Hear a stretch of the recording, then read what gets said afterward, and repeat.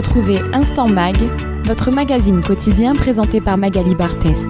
Leur nom est associé au Grand Procès du sport. Aujourd'hui, nous recevons Maître Michel et Serge Poteau, avocats au barreau de Marseille. Ils nous parleront de leur livre « Nos combats pour le sport et la justice, quelques grands procès » aux éditions du Sequoia. Bonjour à vous deux. Bonjour. Bonjour. Les liens tissés par votre père avocat avec l'abbé Volant et tous les combats qu'il a menés vous ont sans doute influencé dans votre choix de défendre des causes nobles et embrasser la profession d'avocat. Oui, effectivement, le métier d'avocat, c'est d'appliquer la devise « les défendre tous ». Et dès que j'étais jeune, j'étais intéressé au sport et j'avais vu qu'il y avait eu certaines injustices dans le sport. Et mon père avait eu l'honneur et le privilège de défendre l'abbé Volant ainsi que d'autres sportifs, notamment africains avec Pape Diouf. Donc j'ai beaucoup suivi le sport. J'ai fait mes études de droit, donc j'ai décidé de me spécialiser dans les affaires sportives. Et je pense que c'est une bonne idée. Alors vous êtes tous les deux avocats et passionnés de sport. Vous avez mis votre talent au service des différents acteurs du sport, joueurs, entraîneurs, juges, arbitres.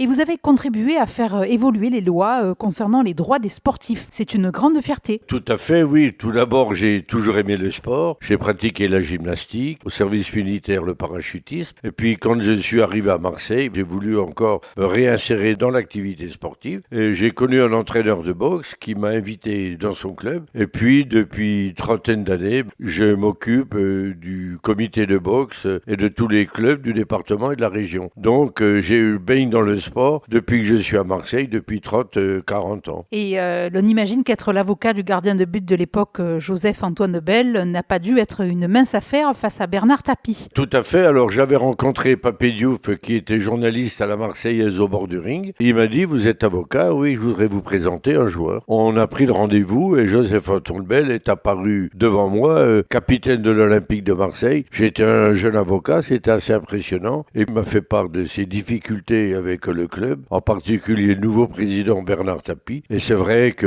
Joseph-Antoine Bel avait un fort caractère. Bernard Tapie voulait s'en débarrasser. Il lui a cherché quelques noises, effectivement. C'était un petit peu difficile et sur Marseille, c'était mal vu qu'on s'attaque à Monsieur Tapie. Bon, on ne va pas se heurter aux Marseillais qui vouent un grand respect au boss, comme on dit.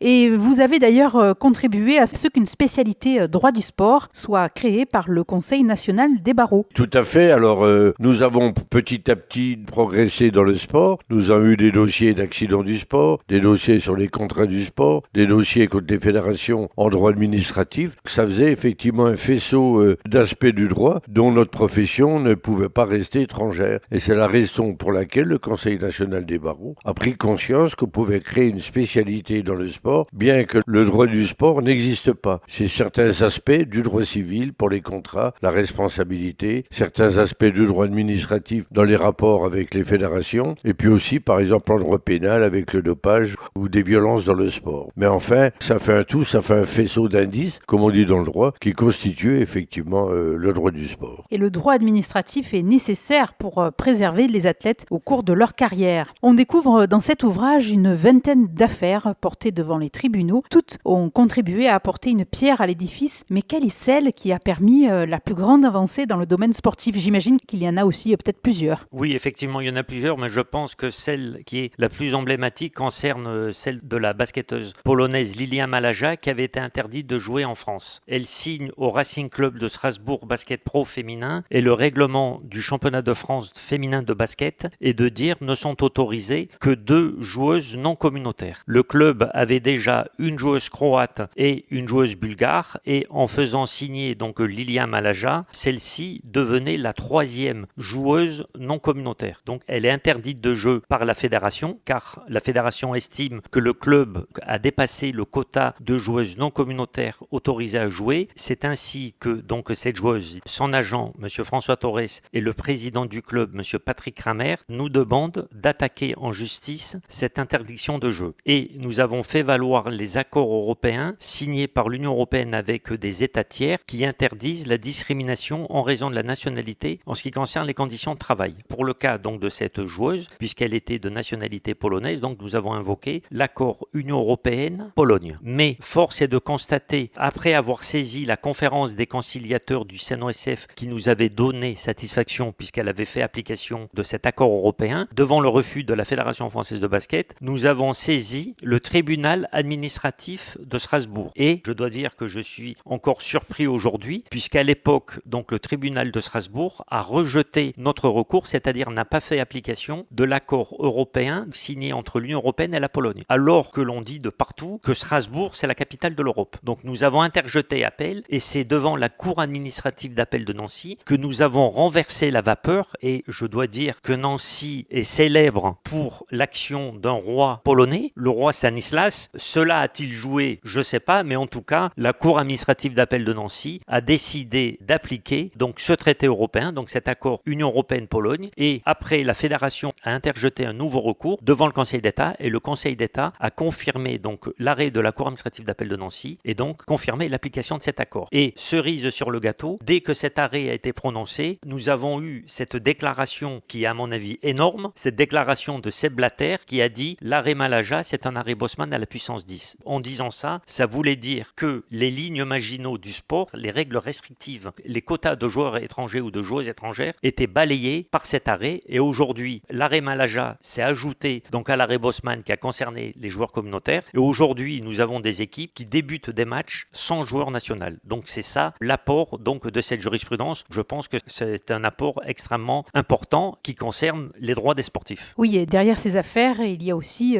des histoires humaines qu'il est important de relater. Vous avez été aussi l'un des relais importants de la promotion d'outils modernes, la promotion de l'assistance vidéo à l'arbitrage. C'était un passage obligé au vu de la marchandisation du sport et des enjeux commerciaux. L'instauration de la vidéo devenait inéluctable puisqu'en fait il y avait des équipes qui gagnaient des matchs en mettant des buts de la main ou en ayant mis en fait par des buts hors jeu. Il y a tellement eu d'injustice qu'après les instances du football ont décidé, on est obligé d'instaurer la vidéo et effectivement comme vous l'avez dit, avec les J-Sports nous avions engagé une grande réflexion, nous avions lancé une pétition pour l'introduction de la vidéo dans le football et nous avions saisi à l'époque les instances internationales, la FIFA et l'International Board. Puis après nous avons vu donc avec succès que la vidéo a été instaurée. Donc avec certaines personnes nous avons œuvré pour l'instauration de la vidéo. Je pense que c'est quand même un progrès. Alexis de Tocqueville disait la société marche vers le progrès. Je pense que la vidéo, même si elle est critiquée aujourd'hui, c'est quand même une avancée importante dans le sport, notamment dans le football. Oui, il y a eu des injustices que de nombreux supporters français et donc de notre équipe nationale et aussi de clubs français se rappellent. Au-delà de l'évolution du droit des sportifs, vous avez été à l'initiative de grands combats qui vont bien au-delà du sport et transcendent toute la société, comme la lutte contre le racisme. Oui, avec l'association Légisport, nous avons mené une campagne, mettre KO la violence et le racisme dans le sport. Nous nous rendons effectivement dans les clubs ou à travers des offices municipaux des sports pour présenter effectivement les données du racisme et de la violence dans le sport. Et les publics de ces communes sont très intéressés par cette campagne de sensibilisation que nous menons depuis une dizaine d'années et qui nous a valu quelques félicitations du ministère des Sports, du Comité national olympique. Et je pense que cette question de violence dans les sports doit être traitée avec beaucoup de sérieux et beaucoup de fermeté parce que parfois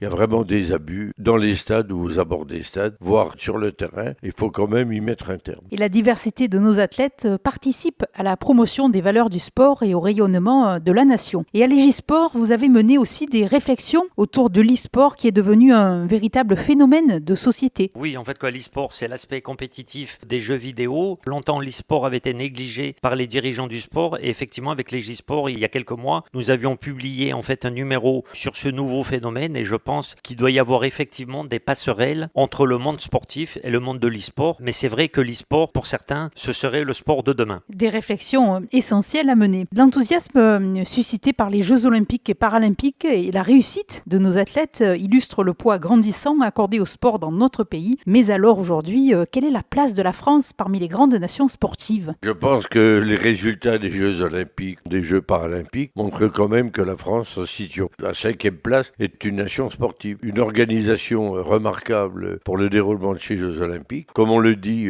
amicalement, ils ont mis le paquet. Souvent, les ministres des Sports, c'est un petit peu le strapontin au Conseil des ministres. Elle a véritablement simplement, il faut saluer l'effort très important qui a été mené par notre pays pour le bon déroulement de ces Jeux Olympiques. Je voudrais juste ajouter que ces Jeux Olympiques, ça a été un immense succès, mais aussi en fait apporter le message de la paix. Actuellement, nous sommes dans un monde où il y a des conflits. Je pense que le meilleur exemple qui a été donné par celui des Jeux Olympiques, c'est de porter ce message de la paix, et je pense que ça constitue un grand moment d'espoir. Et de voir tous ces athlètes être ensemble, je pense que c'est un beau moment d'amitié et de fraternité. Et nul doute que nos champions olympiques et paralympiques éveilleront de nombreuses vocations. Eh bien, merci beaucoup pour cette interview, maître Michel et Serge Poteau. Je rappelle donc le titre de votre livre, Nos combats pour le sport et la justice, quelques grands procès. Et je mentionne également le site legisport.com que vous alimentez régulièrement. Je vous remercie effectivement de cet accueil. On essaie de faire avancer les droits des athlètes en particulier. Je me rappelle d'une boxeuse, Sophie Girard, qui était venue à notre cabinet en pleurs en disant « Je fais partie de l'équipe de France, mais je touche pas de prime », alors que les hommes touchent des primes. On avait saisi la ministre des Sports, Madame Buffet, qui nous avait dit oui, son combat est juste, mais malheureusement, la catégorie des athlètes de haut niveau n'existe pas dans la boxe française et il n'est pas prévu de prime pour elle. Aujourd'hui, le mal a été réparé, puisqu'il y a des athlètes de haut niveau féminines dans la boxe française. C'est un succès pour nous et puis pour cette boxeuse qui s'est battue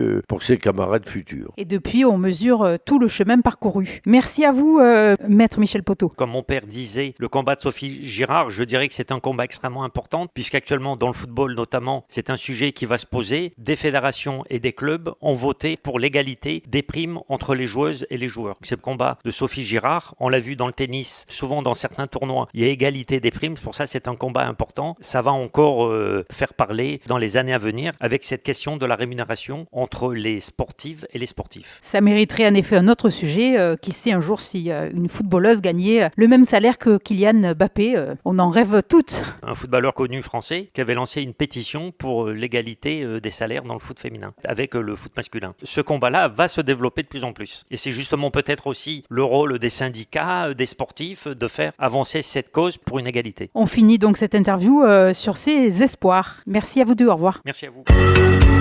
Retrouvez Instant Mag, votre magazine quotidien présenté par Magali Barthès.